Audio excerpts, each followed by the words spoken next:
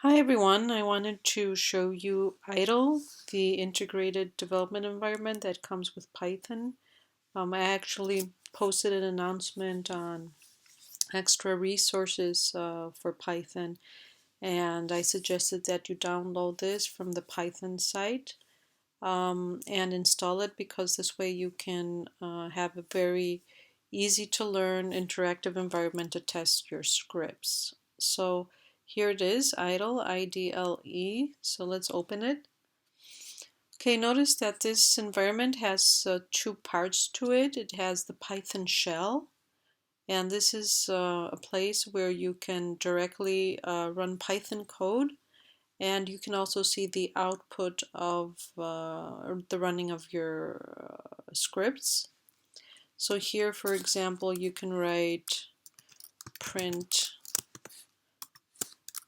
hello world. Notice the color coding,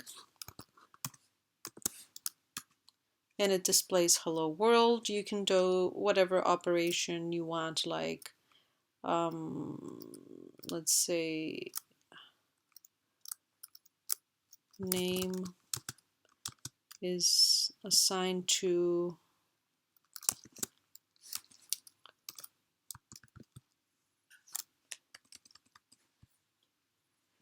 input what is your name, for example. And then it asks me for my name, and this, whatever I type, is stored in the variable name. So then when I go and print name, I can actually do, let's do it this way, I can write something like hi and name, and it's supposed to print hi Zoe, and no space there, so let's make it better. Hi space name, and let me just add an exclamation point here. Okay, so you can type out Python code here directly and test it out, or you can create a file. Okay, so you can do new file. So you can do this through the editor. So these are the two parts. You have the editor and the shell. Okay, so here you can type in your Python code. So let me just copy paste this for now.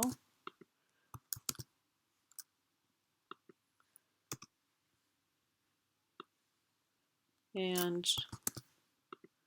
this and that one.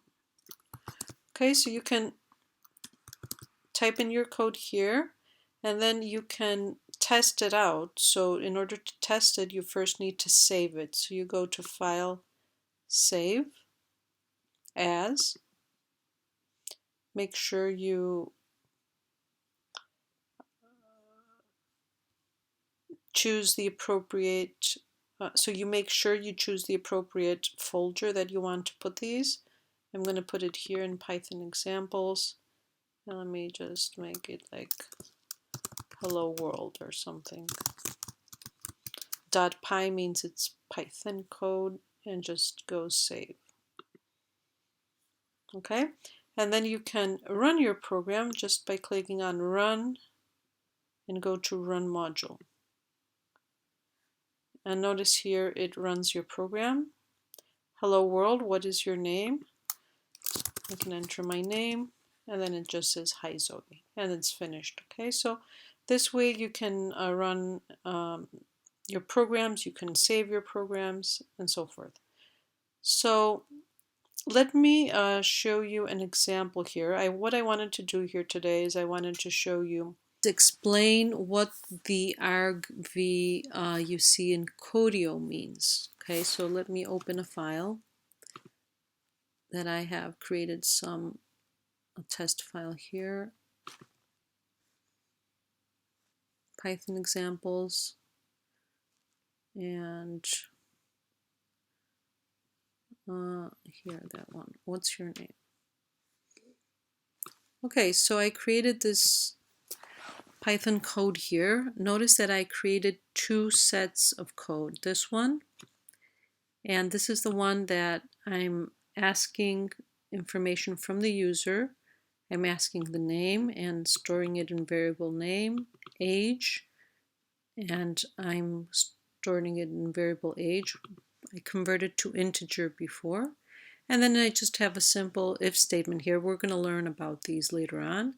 If age greater than or equal to 18, it prints out you can vote. Otherwise, it doesn't do anything. And at the end, it just prints your name. Okay, actually, let me get rid of this. Nice to meet you. Okay, so okay. And here, I have code that is similar to what you have seen in your Codio development environment. Okay, so here I'm using SYS ARGV and 1 and 2. Okay, so let me run this part here and explain and show you what it does, and then we're going to run the other part. Okay, so here, let me save this. Control S, Command S actually, or you can save it here from the menu file, save, and then just run module. Okay, so here notice that it says welcome to my program and it asks for your name. Okay, so I write my name. What is your age? Okay, I'm not 27, but I'm going to write 27. And then it says you can vote, okay? Or Zoe, nice to meet you. So notice here that I'm entering information interactively. Now, there is another way to run this program. So let me just uncomment this. Notice the comments are in green, okay? Here it is. So now we're going to run this program here. Okay, let me just save it. So if we wanted to run this program is not interactive, okay? It expects the arguments for name and age, the ones I entered just right here, it expects them from the command line when you run your program. And now what does this mean? Okay, so let me open a terminal. So there's another way to run this program. Instead of going into the run menu and clicking on run module, I can run it from a terminal. Okay, so I'm using a Mac. Okay, so I'm not sure if you guys are familiar with the Mac terminal or the command prompt in Windows. But let me show you what you can do here. Well, this is a whole new story here. I don't want to get you familiar with this, but I just want to show you how you can run this program from a terminal, and this is similar to what Codio is doing to run your program. Okay, so this is what I just wanted to explain because there's some confusion on the ARGV, sys.argv1, argv2 in Codio. Okay, so if I go to the particular directory where I have the particular folder where I have my code, and that's the Python examples folder right here, so I'm here right now, then I can run my program by just typing Python, the name of the program. I'm going to put it in quotes because it has spaces, so I have to put it in quotes. What is your name.py? So this is the name of the program. And then I'm going to give it 2 arguments, okay? And that's the name, my name and age. Remember before when we ran it interactively, I had to enter these. Now this program is not going to be interacting with me, okay? So it's going to accept these 2 inputs from the command line here. This is the command line right here.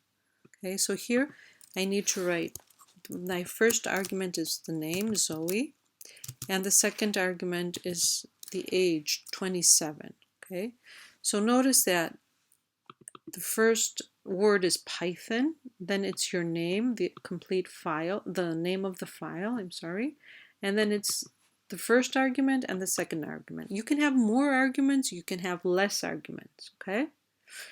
So let's run this and see what happens. Okay, so you see here that everything the program is executed, and you can see the result. Welcome to my program. You can vote because I'm over 18. Zoe, nice to meet you. Okay. So how did the program know how to enter these two arguments and put them in the proper variables? Okay, so let's get back to the program here.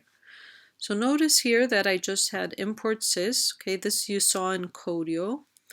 And then I had sys.argv1. Okay, this is the first argument after the name of the program. So notice here, this is the name of the program. argv1 is this one, and argv2 is this one. Okay, so it assigns the first one, the first argument that I passed to name, and the second argument converts it to an integer and then assigns to age. Okay, so let's look at another program. And then it runs, checks if age is greater than 18 and prints and so forth. Okay, so that's how it gets the input. It doesn't get it interactively, it gets it through the command line. And this is the way that Codio works as well. Okay, so in Codio, when Codio is testing your program, it calls your program with different arguments. Okay, that's why you have to write, that's why it has this particular notation there for you to assume that name stores a name and age stores a number. Okay, that is passed in by Codio when it runs your program. So this is a way for Codio to test your program with different values. Let me open another file that I had to create. Okay, notice here that there's also an argv0. Okay, and what is this one? This is actually the name of the program. Okay, notice here that I have four variables. The first one is the script name, and it's argv0. The next one is the first, the second, and third argument apart from the name of the program. Okay, so let's test this. Let me save this, and let's test this one. Okay, so let me write Python. This is called show sys argv.py.